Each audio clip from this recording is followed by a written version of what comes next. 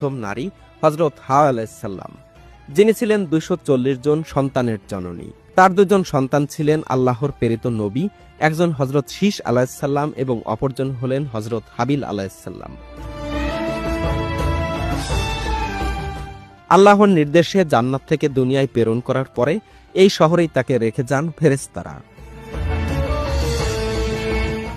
দুনিয়ার বুকে প্রথম আরাফার ময়দানে হযরত আদম আলাইহিসসালামের সাথে মিলিত হলেও এই জেদ্দাতেই কয়েকশো বছর সেজদায় অবনত হয়ে আল্লাহর দরবারে প্রার্থনা করেছিলেন।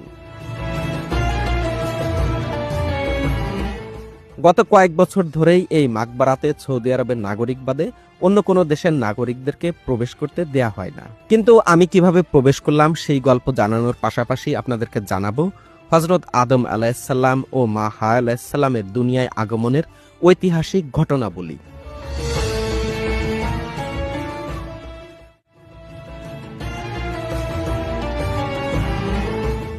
লোহিত সাগরের তীরে অবস্থিত সৌদি আরবের প্রাচীন নগরী জেদ্দা। জেদ্দা নগরীর নামের সাথেই লুকিয়ে আছে মা হাওয়ার নাম। আরবিতে জাদ্দা শব্দের অর্থ নানি বা দাদি। এই জেদ্দা নগরীতেই বসবাস করতেন দুনিয়ার প্রথম নারী উম্মুন হাওয়া আলাইহিসসালাম। আমরা যেমন হাওয়া আলাইহিসসালামকে আদি মাতা হিসেবে ডাকি, তেমনি সৌদি আরবের মানুষেরা তাকে ডাকতেন আদি দাদিমা বা গ্র্যান্ড মা।